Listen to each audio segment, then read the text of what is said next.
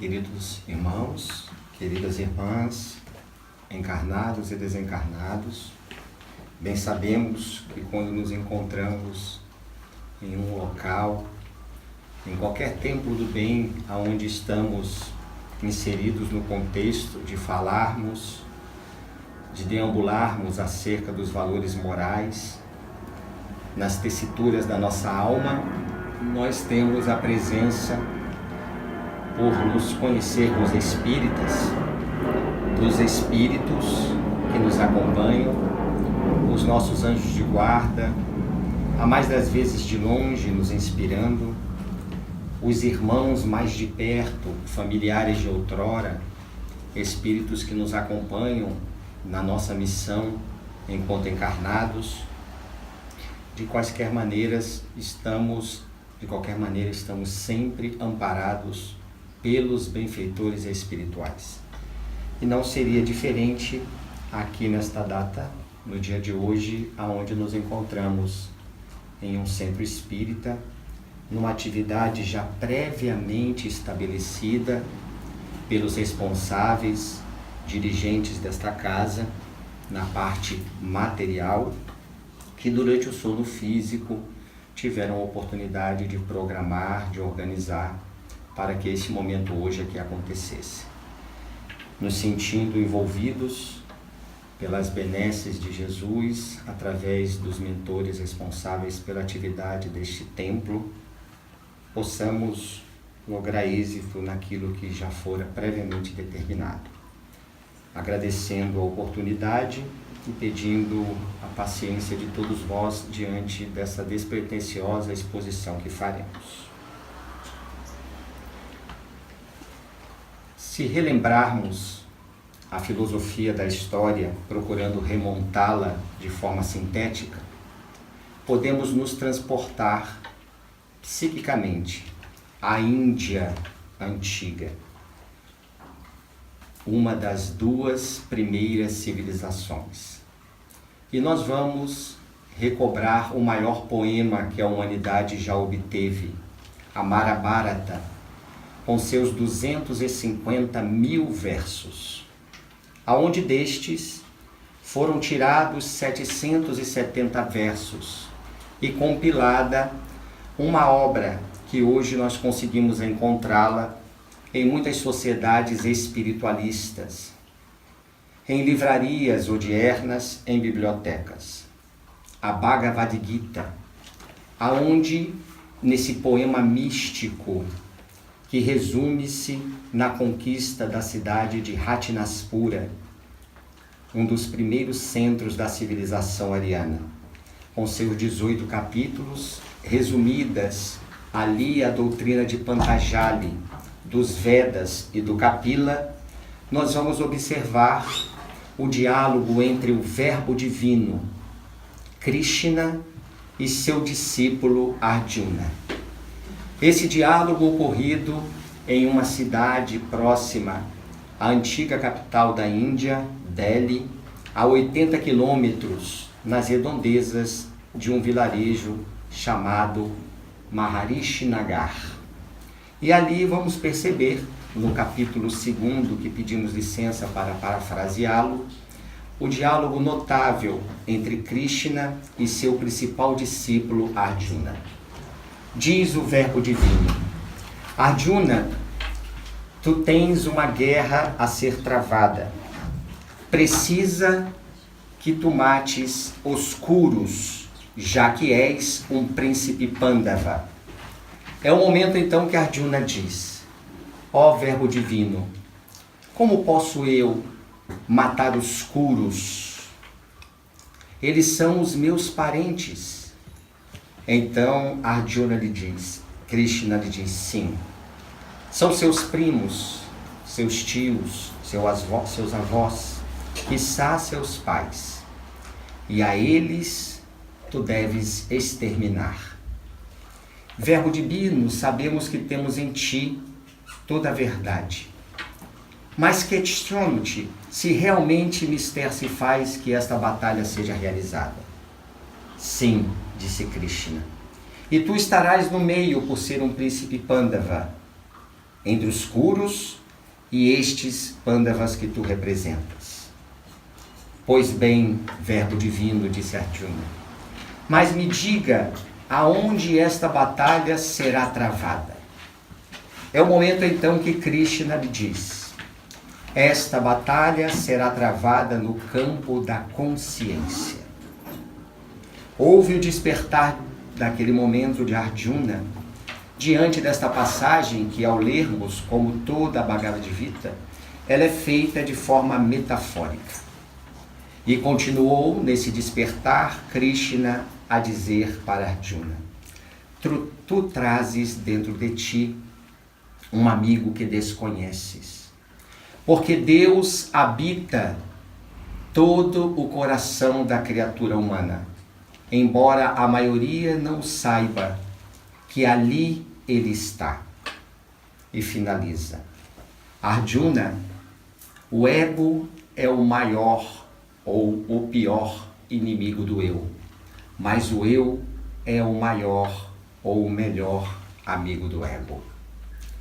Nesta conclusão, podemos tirar há 5.000 anos atrás, de forma aberta e clara, deste diálogo ocorrido na Bhagavad Gita, a grande luta travada entre os Kurus, que nada mais são do que as nossas vicissitudes, as nossas imperfeições, carregadas conosco hoje à luz do Espiritismo, na sede da alma, cujo nome, por ser uma ciência nova, o nosso preclaro codificador colocou-a como perispírito.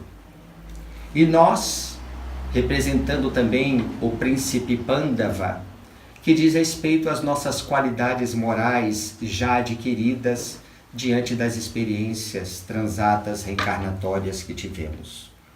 E esta batalha, que deve ser sempre travada no campo da consciência, mentalmente todos os dias, nós procuramos na transmentalização, a metanoia, fazer essa mudança psíquica dos nossos pensamentos negativos, que representam o nosso ego hostilizador, para que os pensamentos positivos possam preponderar e vir então o eu libertador. Quando isto acontece, a harmonia, o grande tratado de paz entre a criatura, o eu profundo, o self, com o seu ego. Porque se coloca na vanguarda o eu e deixa-se então o ego servidor para que possa lhe obedecer.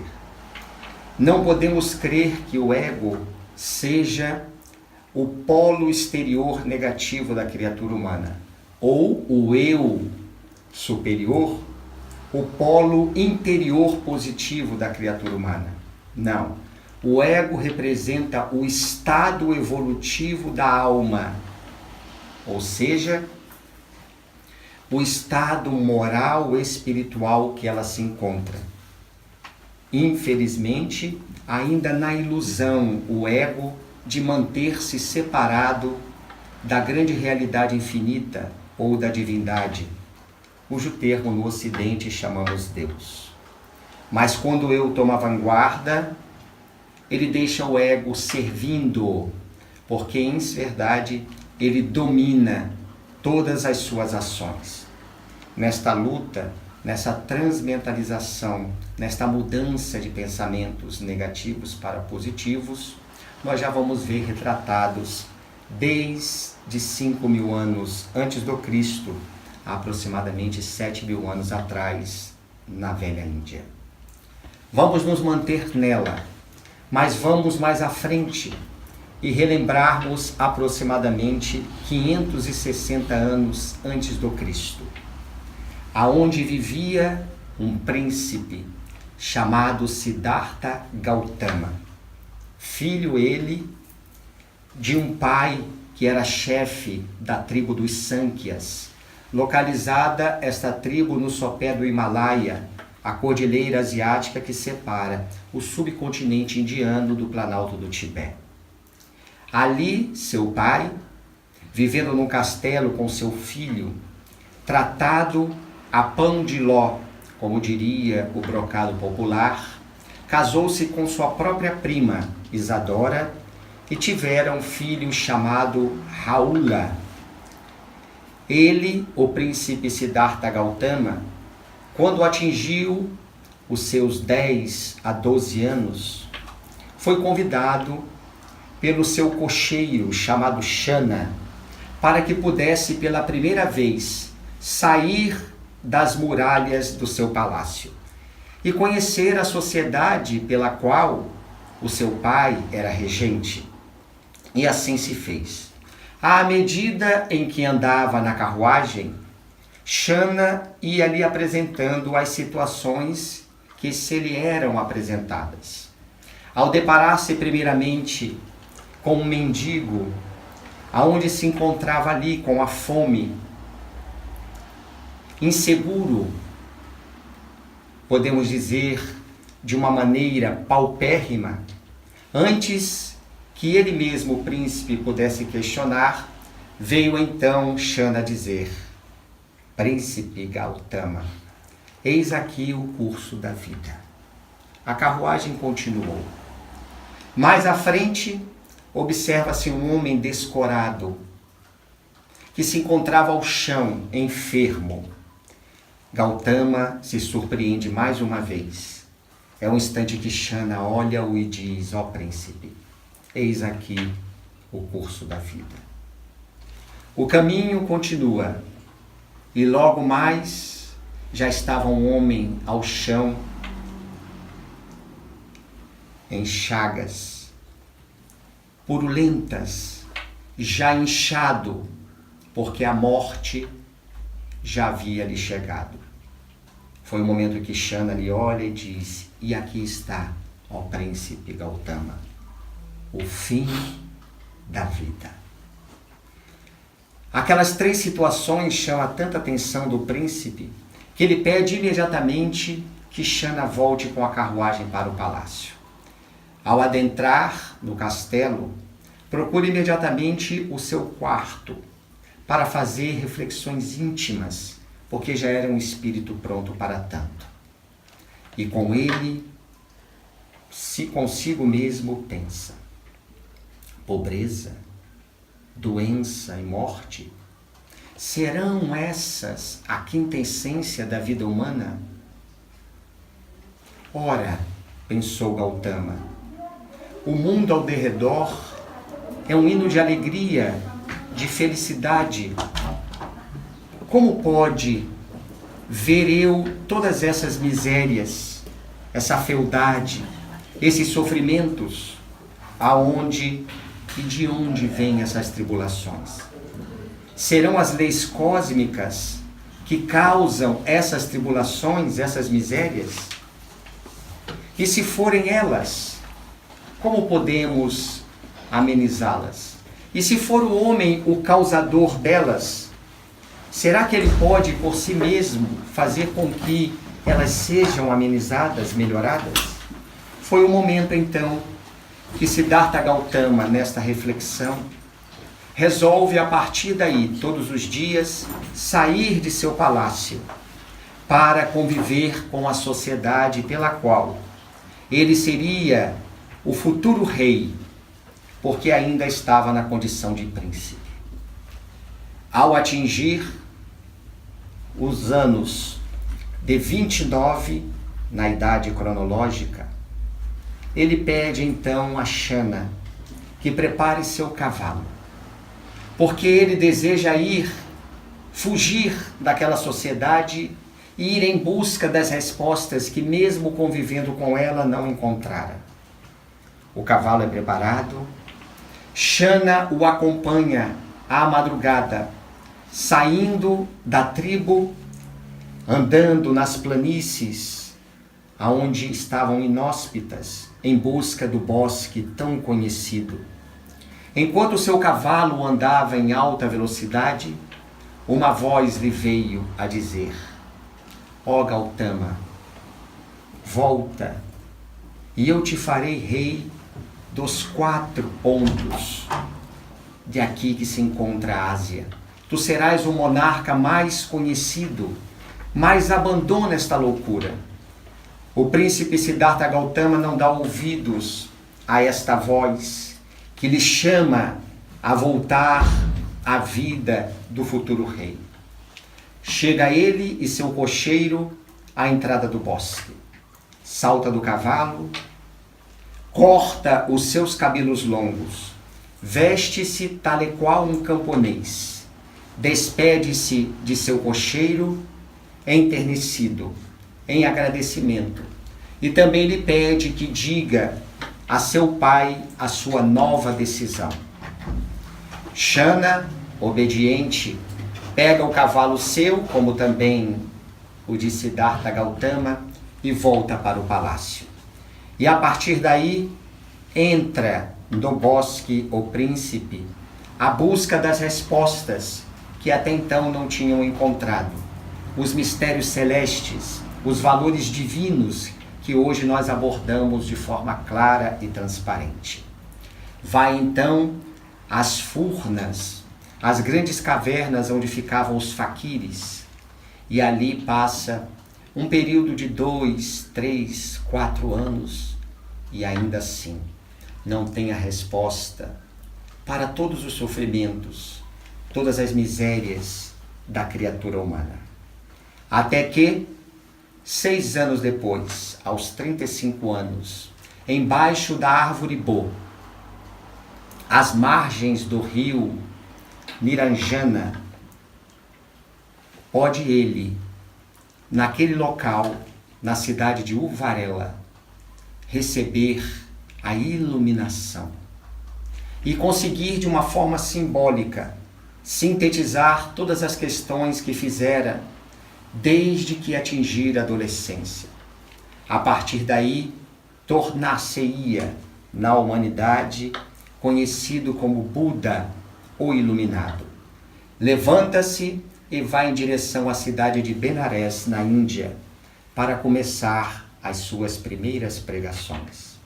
E dentre várias, nós podemos destacar algumas que nos chamam a atenção, porque reflete esta grande luta, no bom sentido do termo, de nós, criaturas humanas, espíritos imortais, com as nossas vicissitudes. O eu, dizia Buda aos seus discípulos, é o mestre do eu. Que outro mestre poderia existir? O eu, o primeiro, com o E maiúsculo, referindo-se ao self, à consciência, ao espírito imortal. É o mestre do eu, com o E minúsculo, que representa a nossa persona, a nossa máscara, o ego à luz da psicologia profunda. Que outro mestre haveria de existir? Se o eu, que como já dissemos, dominador, deve colocar o eu menor ou o ego, hostilizador, egoísta, sob sua subserviência. Olhemos a sapiência de Buda.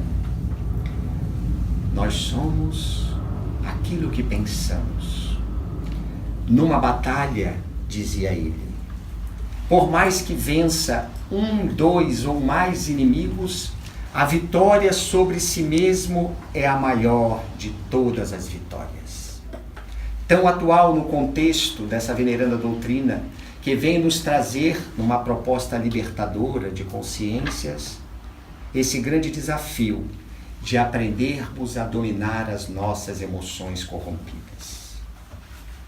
Desta velha Índia, ainda antes do Cristo, podemos viajar à China e relembrarmos o segundo filósofo mais famoso depois de Forri na China. O ano é 556 a.C. Veio à Terra Lao Tse. Nós só conseguimos conhecê-lo através do imperador, nos anos 90 da nossa era, que conseguiu retratá-lo, chamando de Venerável Mestre, ou Lao Tse na língua chinesa, aonde trouxe apenas em 80 aforismos a obra hoje que encontramos em muitas bibliotecas e livrarias atuais, em centros espiritualistas e, por que não, em alguns centros espíritas. Tao Te Ching. Aonde ali, nesses 80 aforismos, Lao Tse traz a conduta que todos nós precisamos para a nossa libertação. Tao é o caminho, a via que nós chamamos Deus. Te é a manifestação desta vida maior, aonde nós conhecemos a criatura humana numa fase evolutiva, já que nós somos princípios espirituais que estagiamos em vários reinos. Então, as manifestações de Tao, o Te, diz respeito a nós, o princípio inteligente do universo. E o Ching seria a junção de Deus com a criatura humana, quando a descobre o próprio Deus em si mesmo, dentro de si, alcançando então a libertação.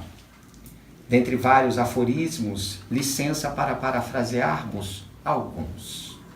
Procura apenas a luz que está em ti, a única capaz de iluminar o seu caminho no mundo. Se não fores capaz de encontrá-la, inútil será a busca fora de ti. Sou bom, dizia Lao Tse, com quem não me é bom. E assim ajo, porque boa é a virtude. As palavras verdadeiras não são agradáveis. E as palavras agradáveis não são verdadeiras.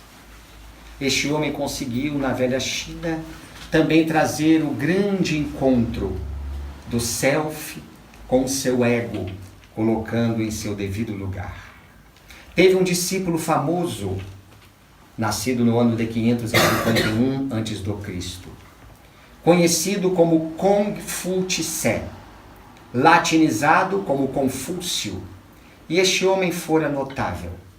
Certa feita, um dos discípulos de Confúcio lhe questionou: o que mais, mestre, chama-lhe atenção no comportamento humano? De forma sapiente, disse Confúcio: o que mais me impressiona no comportamento humano é que o homem está sempre em busca de dinheiro e perde a sua saúde. E depois gasta todo o dinheiro que tem para recuperá-la. Vive com tanta ansiedade o dia de hoje que não consegue aproveitá-lo, como também vive em ansiedade procurando o dia de amanhã, ao ponto de também não viver bem nessas suas expectativas. E conclui a frase: o homem vive desta maneira, então morre como se nunca tivesse vivido e vive como se nunca fosse morrer.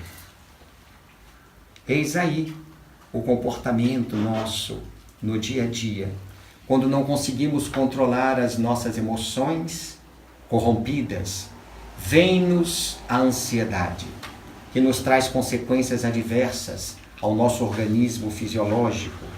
Mente sã, corpo são. A ansiedade é uma mente ainda em desatino.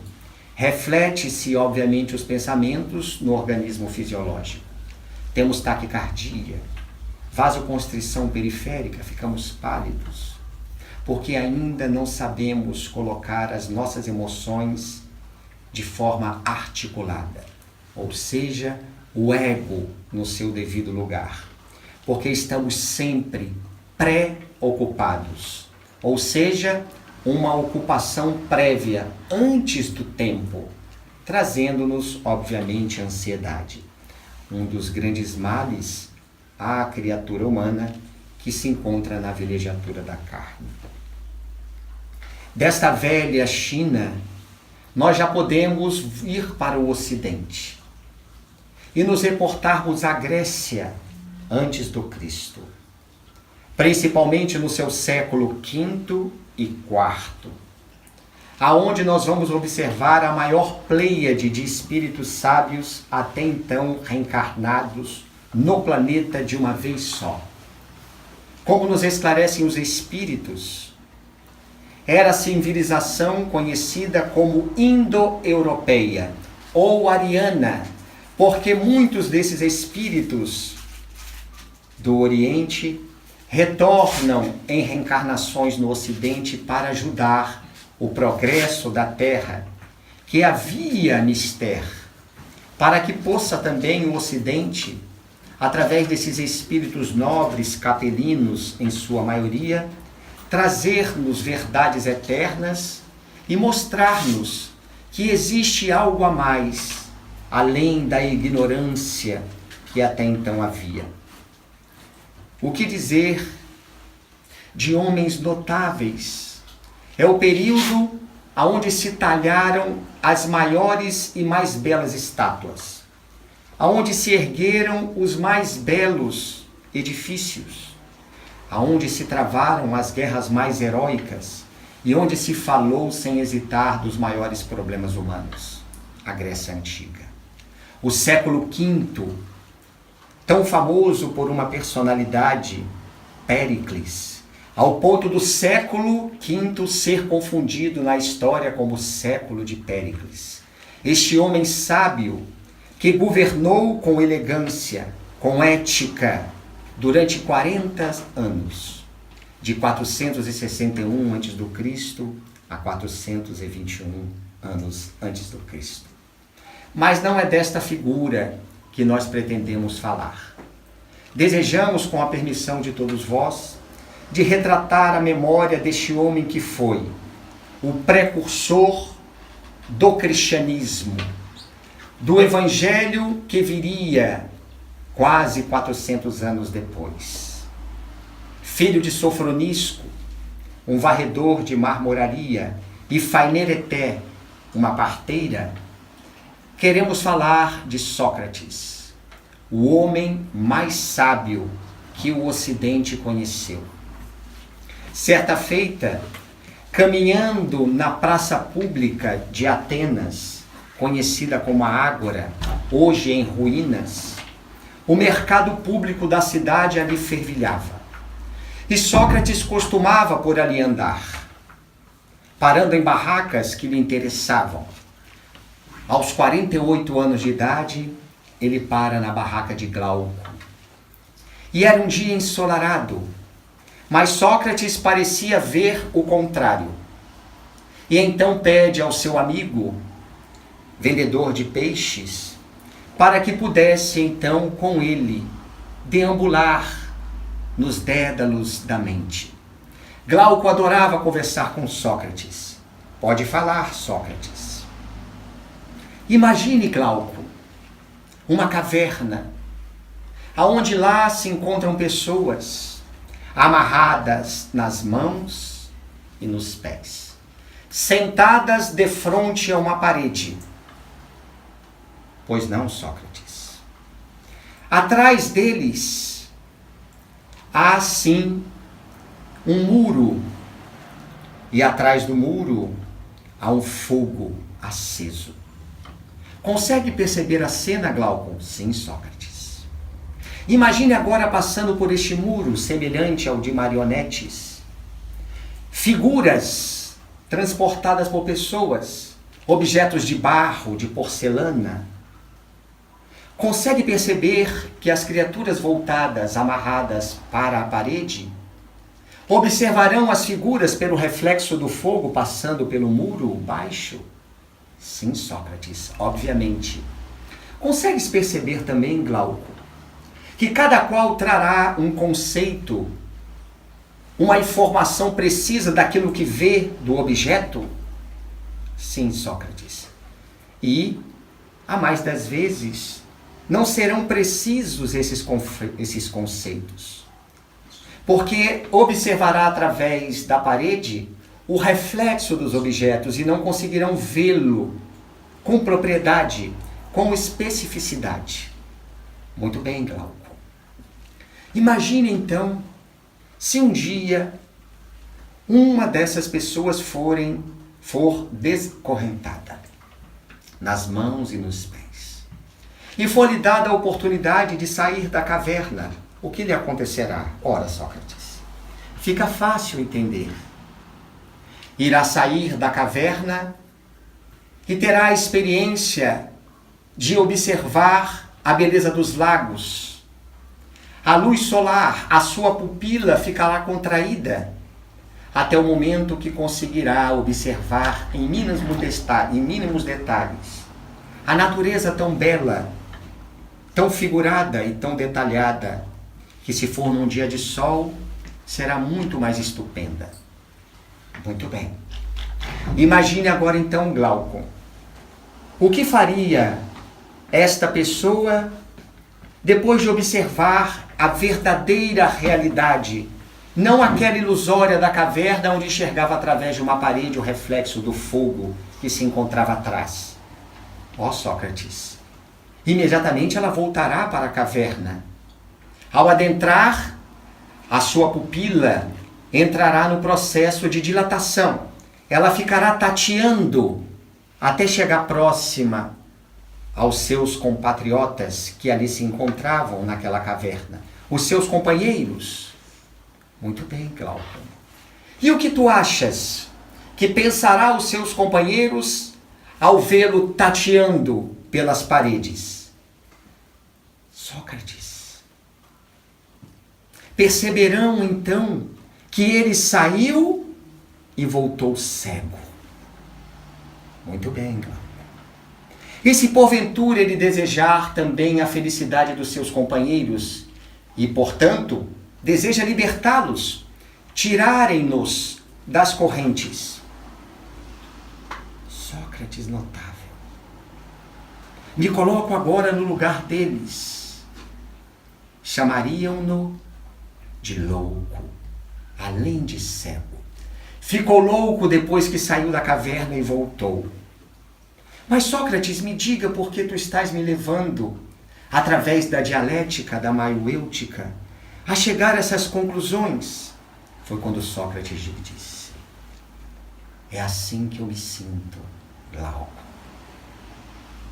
Como se todos me vissem como louco, tateando em trevas, mesmo já tendo descoberto o belo desta lição deste homem notável que venceu a morte, porque sabia que ela não existia, por ter mostrado ao mundo que nós conseguimos nos libertar quando nos conhecemos. A proposta do templo de Delfos dita este gatafunho ser dele, Gnot Celton, conhece-te a ti mesmo, como sendo deste homem notável, que trouxe para todos nós o conhecimento do belo que chamamos Deus, mas encontrando dentro de si, para que a criatura então conseguisse se libertar das conjunturas que ainda se encontravam como ainda nos encontramos, mergulhados na ilusão da caverna. Esta alegoria singular trazida por Platão vem nos mostrar a sapiência deste homem que tinha a convicção íntima de que quanto mais sabia que nada sabia. Até mesmo porque ele disse ao seu discípulo Cérephon, quando foi buscar do templo de Delfos quem seria o homem mais sábio da terra, e o deus Apolo, os espíritos, através das pitonisas, disseram Sócrates. E ele, feliz, voltou e disse a Sócrates: fui ao templo de Delfos. E sabe o que as pitonisas disseram? Deus Apolo disse que o homem mais sábio eras tu. E eu sabia disso, Sócrates. Sócrates fica estupefato. Não que mexesse com as suas emoções, mas retorna a Cérephon dizendo: sabe por que Deus Apolo disse isto? Porque eu reconheço a minha ignorância. E aqueles que ainda não a reconhecem, não atingiram a sapiência. Assim, na proposta psicológica, trazida dentro do Espiritismo, principalmente hoje pela mediunidade de Divaldo Pereira Franco e do espírito venerável Joana de Ângeles, a proposta é de reconhecermos as nossas sombras, a nossa ignorância, a única maneira pela qual podemos nos libertar.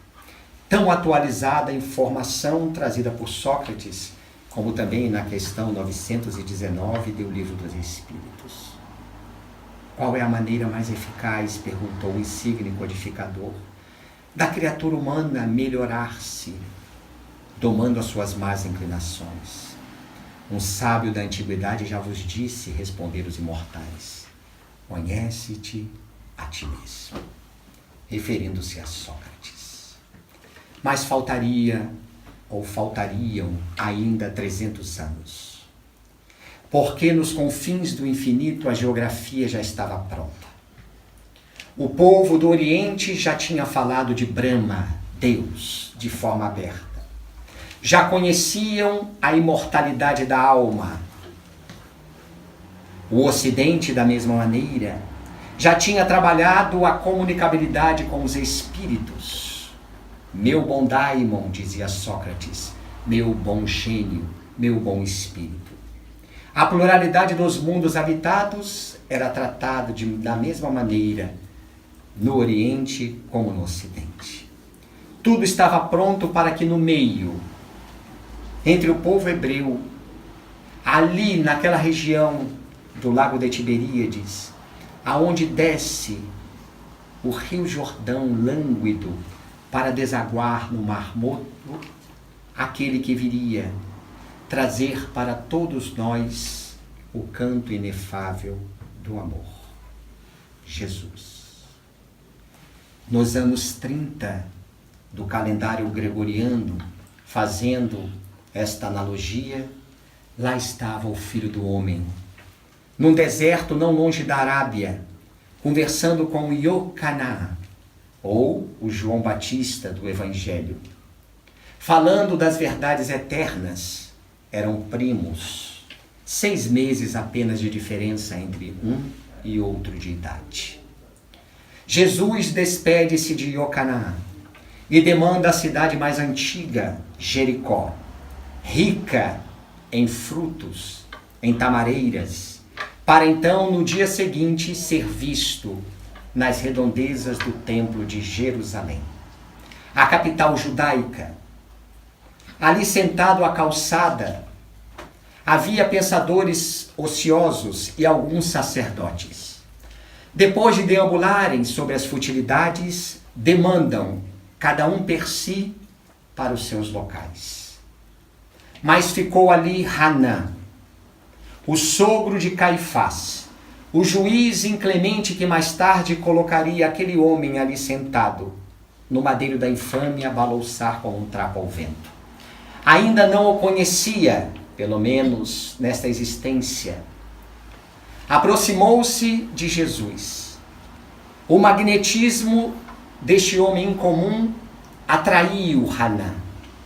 E ao vê-lo questionou: o que fazes aqui na cidade?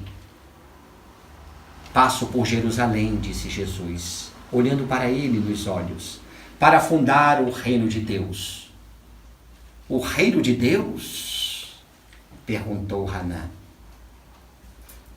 Aonde estão os teus projetos para tanto? Conta, porventura, de algum príncipe que possa financiar os seus desejos? Aonde estão os teus seguidores? Os meus seguidores virão de toda parte, sacerdote. Óbvio. Tolos e ignorantes nós encontramos em todos os lugares, mas tu falas de uma obra divina. Já viste, porventura, uma estátua de mármore moldurada com fragmentos de lama? Sacerdote, disse Jesus, não há mármore melhor do que o amor, e não há cinzel superior do que o da boa vontade. Hanã se assustou não somente com o psiquismo daquela criatura singular, mas também com o conhecimento e o magnetismo que era trazido junto com as respostas imediatas. Ele deu um passo atrás, ficou encolerizado. E então lhe disse: tu conheces Roma ou Atenas? Não. Eu não conheço Roma e Atenas. Conheço apenas a vontade de meu Pai que estás nos céus. Não sabes então as ligações que tem este templo onde tu estás sentados à calçada com suas leis e a cidade eterna das 7 colinas, o Império Romano? Sacerdote, repito, não. Mas sei apenas a vontade de meu Pai que estás nos céus. Hanã vira as costas, dando gargalhadas rufenhas em direção à Torre Antônia, que estava na ponta oriental da grande muralha da cidade, construída inclusive por Herodes o Grande, em memória ao triunviro Marco Antônio, a época de Herodes o Grande, que quis presenteá-lo construindo esta grande torre. Momentos na história marcam esta torre. Sai então Hanã, dando gargalhadas rufenhas. Translocado, se pudesse naquele momento estrangularia Jesus, mas não era o momento. Não era chegado o seu tempo, e o magnetismo singular do nosso mestre maior impediu-o de que isso fosse feito. Depois as escusas, a partir de então, começa a grande perseguição ao ser mais notável que a humanidade já recebera. A sua vida e a sua obra são as mais notáveis dentre todas as vidas e todas as obras conhecidas até então. São mais de 60.000 obras procurando falar dele e da sua mensagem. E muito ainda tem-se a se falar de sua mensagem e dele. Jesus é o sol moral do mundo. Jesus é a prova maior de tudo aquilo que foi dado e nada pediu em troca. Jesus veio à terra e não se permitiu, era de todos, mas não se permitiu pertencer a ninguém senão aquele em cujo nome viera dar testemunho e chamava com propriedade de Pai. Na intimidade que havia pelo seu estado evolutivo, que nós chamamos de Deus, Brahma, Logos, Ideia, o grande arquiteto do universo, o nome pouco importa. O que importa é que ele fora a maior representatividade da bondade divina baixada neste planeta. Embaixador celeste que veio nos trazer o passaporte libertador, o seu evangelho, as suas alvíceras, a sua boa nova. Jesus continua atualmente ainda sendo o maior desafio para a mente humana, que quanto mais procura compreendê-lo, portanto vivê-lo, mais ainda percebe a grandeza deste homem que conseguiu vir por misericórdia e por amor trazer-nos a mensagem de advertência para que nós cresçamos moral e espiritualmente. Basta rememorarmos, dentre várias passagens, uma de João no capítulo 3 do seu Evangelho. Se o grão de trigo não morrer, ficará estéril. Se o grão de trigo morrer, tornar-se-á fértil. Olhe a profundidade desta passagem. Se o grão de trigo não morrer, ficará estéril. Se o ego não morrer, permaneceremos na esterilidade. Mas se o grão de trigo morrer, a fertilidade verá, o eu sobrepujará. E então conseguiremos a libertação. Porque uma semente, a quem possa interessar, ela é a planta em potencial. Quando a semente se transforma em planta, ela morreu como semente, mas não como vida. Porque a planta veio em vida, mas a semente morreu como semente. E nós devemos fazer com que este grão de trigo possa então morrer, para que possa tornar-se fértil. E aí alcançarmos a liberdade psíquica, a redenção psicológica, moral e espiritual, a qual todos nós estamos fadados, mais cedo ou mais tarde a chegar. Já temos todos os subsídios. O Evangelho de Jesus veio para isto. Mas ele também não nos deixara órfãos, João registrou no seu Evangelho. E nos prometera um Consolador, Mateus registrou no seu Evangelho. Se me amais, guardai os meus mandamentos.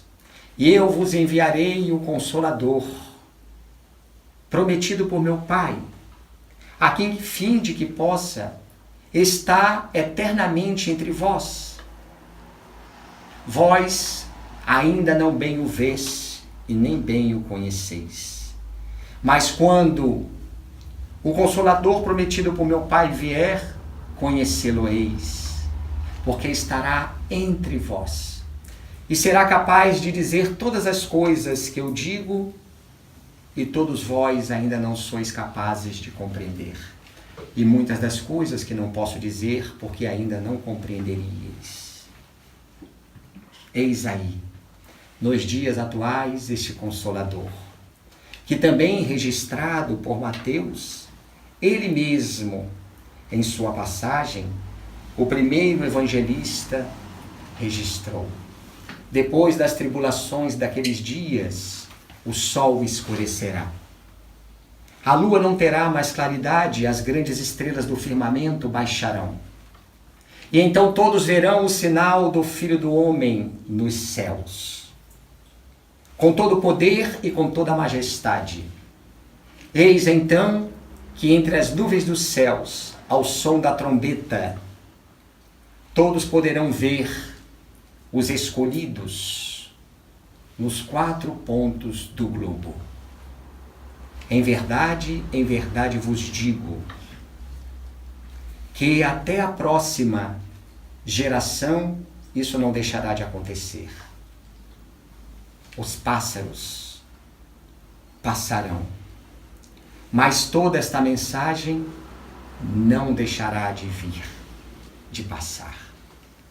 E assim se fez. Os escolhidos dos 4 pontos do globo vieram, mais precisamente no dia 18 de abril de 1857. No Palais Royal, ali já estava, na Galeria d'Orléans, na cidade de Paris, capital francesa, numa livraria de número 13, não mais existe, cujo nome era Dante, num carpete, melhor dizendo, esverdeado. A obra lápide, já amealhada, codificada, que veio como grande divisor entre a terra e o céu, mas mostrando a união entre essas duas dimensões, sem silogismos e sem sofismas. Num sábado primaveril, o Livro dos Espíritos. 1.200 exemplares distribuídos na Europa. 501 perguntas apenas. Dividida em 3 partes a obra. Primeira parte das causas primeiras. Segunda das leis morais. Terceira das esperanças e consolações. Ali vem compilada as maiores questões filosóficas feitas em todos os tempos, pelas mais diversas condições espirituais de quaisquer criaturas encarnadas no planeta, e com as respostas devidas. 3 anos se passa, depois de um campo experimental e de mais informações trazidas pelos espíritos, não mais apenas com 10 médiuns na primeira edição, onde destacaram-se as 3 principais, Julie e Caroline Boudin, de 15 e 16 anos, respectivamente. e a médium principal de Allan Kardec, a mais segura, Ruth Céline Jaffé, que acompanhou o mestre em toda a codificação espírita, e principalmente na revelação. Porque quando falamos em revelação espírita, nos referimos ao Livro dos Espíritos. Codificação espírita são as 4 obras seguintes. Era ela, Ruth Céline Jaffé, a médium que revisionava todas as questões que os espíritos respondiam. E os próprios espíritos utilizavam-se dela para poder trazer as corrigendas necessárias, inclusive muitas feitas, algumas pelo Espírito próprio de verdade, Jesus, aonde utilizou-se dela. O que dizer da cesta de bico através dela, do seu guia espiritual que Allan Kardec tinha, Zéfiro, para trazer inclusive o nome que deveria ser, podemos dizer, um pseudônimo na obra, porque era dos espíritos. Informação trazida por Ruth Céline Jaffé. Na segunda edição de 1860, só ela ficou. De todas as outras, casaram-se as jovens. Mas também reuniram-se outras, Hermance, Dufour e tantas outras na Sociedade Parisiense de Estudos Espíritas, como muitos médiuns, mais de 1000 informações dadas na Revista Espírita, nos 4 pontos do globo, aonde ele conseguiu amealhar informações e trazer na segunda edição, sim, 1019 perguntas, aonde nós podemos encontrar a obra hoje em todos os centros espíritas, com a sua introdução, com o seu prefácio ou prolegômenos com a cepa da videira, todo o prefácio que nós encontramos asterisco foram os espíritos que ditaram. A introdução foram eles. Os prolegômenos em asterisco foram os espíritos. O que não tiver em asterisco é Allan Kardec inspirado. Da questão 1 a 1019, dividida em 4 partes, são dos espíritos. A conclusão é de Santo Agostinho e São Vicente de Paulo. Portanto, o Livro dos Espíritos é dos espíritos. A primeira parte, porque agora é dividida em 4, como sabemos, fala das causas primeiras, da pergunta 1 a 75. 4 capítulos. Se desejarmos nos retratar com mais vagar na primeira parte do Livro dos Espíritos, das causas primeiras, vamos ter que ir na obra Gênese da codificação. Segunda parte, o mundo espírita ou mundo espiritual, da questão 76 a 619. Ali nós vamos encontrar a relação desta parte sintética em perguntas e respostas com seus 12 capítulos, lá no Livro dos Médiuns. A terceira parte, que nos vem trazer o Livro dos Espíritos, as leis morais, nós vamos achar ali a resposta no Evangelho segundo o Espiritismo. A última parte, a quarta, das esperanças e consolações, que vai da questão 619 a 920, salvo engano, nós vamos encontrar essa obra com mais vagar, nesses 2 capítulos apenas, em O Céu e o Inferno. Nós vamos vendo uma doutrina onde o campo de informações, trazida de forma simples e clara, veio rememorar o Evangelho de Jesus. E a proposta do Espiritismo é libertadora. Nós vemos homens nascentes da espiritualidade na Terra, voltando nos 4 pontos do globo, os escolhidos que Jesus dissera. O próprio Paulo, que teve experiência de reviver consigo aquilo que já estava pronto antes de reencarnar e conheceu bem a psicologia humana. Na sua carta aos Romanos, todo mal que eu não desejo fazer, eu faço. E todo bem que eu quero, não consigo fazer. Ora, se todo mal que eu não desejo fazer e faço, não sou eu quem faço, quem peco, mas sim o pecado que está em mim, o ego. Quando poderei então me libertar deste ego, deste pecado? Somente à luz do Cristo Jesus. Na sua carta aos Gálatas, ele percebeu já esse Deus interno na proposta psicológica profunda que hoje o Espiritismo nos traz através de outros espíritos, na complementação dos fundamentos dessa doutrina. Eu, todos os dias, vivo um homem novo. O homem velho morre todos os dias. Já não sei mais se sou eu quem falo, ou se é o Cristo que fala por mim. Notável esta passagem de Paulo aos Gálatas, no capítulo 2. As suas cartas aos Coríntios. Aquele que conheceu o Cristo torna-se um homem novo. Todo o passado lhe foi e uma nova criatura lhe aparece. É esta mudança que todos nós estamos propostos a fazer. E volta ele depois para trazer do alto, em espírito, a ajuda também dessa doutrina, que vem trazer a mesma proposta para nós, credores que somos, que já vencemos a morte. Porque o Espiritismo veio matar, destruir o materialismo, o niilismo, a crença do nada. Nós já não podemos temer a morte.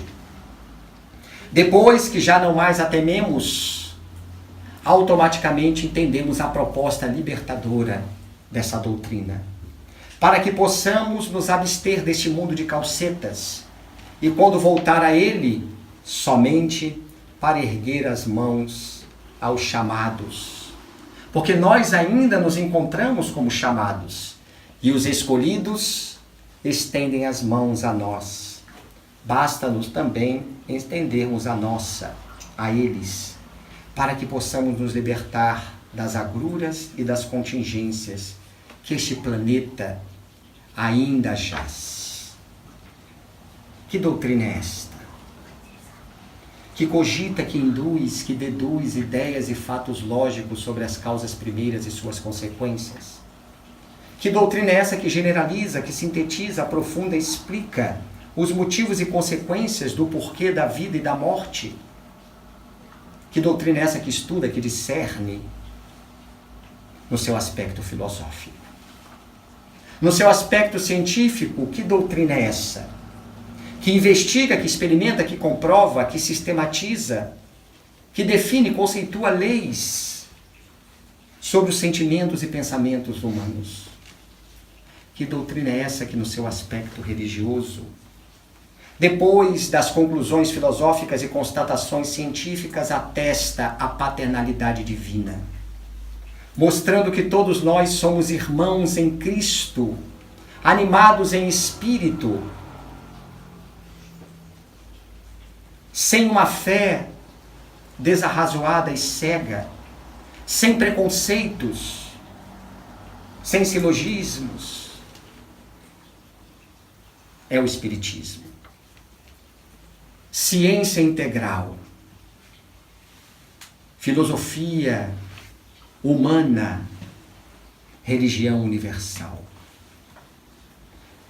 Conhecida como aquela que veio rememorar o Evangelho de Jesus, sem distinção de raças e credos, ela é o denominador comum da cordialidade humana, mostrando que a criatura per si pode deixar de lado todas as suas imperfeições e alcançar a sua redenção psíquica. É o Espiritismo que nos ensina que levamos da vida a vida que levamos. Talis vita, finis vita. É uma doutrina que, como Jesus, nada nos pede em troca e tudo nos dá. consegue nos explicar a miserabilidade humana, o porquê desse planeta aonde ainda jaz a maldade como sendo a ignorância da bondade. É o Espiritismo. Rendemos graças a Ele e temos que ter a oportunidade de termos a certeza, e nós temos esta oportunidade, de que o Espiritismo veio numa doutrina simples, fácil de ser entendida, simples de ser compreendida, mas não pode ser vulgarmente mal interpretada. É fácil de ser entendida porque ela é de origem, tratando das leis naturais. É compreendida na sua simplicidade porque fala da lei de amor, mas ela não pode ser vulgarmente mal interpretada porque é de origem divina. O Espiritismo é o único farol capaz de iluminar os nautas da Era Nova. Espírita deve ser o nosso caráter. Espírita deve ser a nossa conduta, mesmo que estejamos passando pelas maiores adversidades. Deve ser o nome do nosso próprio nome gravado no registro civil. Porque o Espiritismo é a doutrina do Cristo, e a doutrina do Cristo é a doutrina do aperfeiçoamento moral em todos os mundos. Guardemo-lo em nossos corações, porque haverá dia, talvez, que sejamos convidados a prestar contas desse corpo de informações que abraçamos. O Espiritismo nos traz esta certeza da nossa segurança eterna. E através dessa segurança, nós conseguimos enxergar as nossas responsabilidades dentro do contexto social em que vivemos, rompendo o claustro da covardia nossa, nos levando rumo ao afanoso ou à afanosa luta, para que alcancemos a evolução moral e espiritual. Digamos todos os dias, meus irmãos e minhas irmãs, a nós encarnados e desencarnados, nas nossas mais íntimas preces: eu busquei a mim e encontrei a verdade. Busquei a verdade e encontrei o amor. Busquei o amor e encontrei a Deus. E em Deus eu encontrei a tudo. E poderemos dizer, quiçá, qualquer dia, como Jesus: eu estou no Pai e o Pai está em mim. Embora o Pai seja maior do que eu. Vós sois deuses, disse ele, e somos, embora não sejamos a divindade. Busquemos esse Deus interno, este Cristo vivo em nós, para que nós possamos saber conviver entre os nossos irmãos de forma fraterna, solidária, respeitando as divergências alheias e fazendo aos outros o que gostaríamos também que os outros nos fizessem. E lembrando João o Evangelista, quando recobrava Jesus lhe dizendo: os meus discípulos serão conhecidos por muitos se amarem. Mantenhamos-nos nesta paz.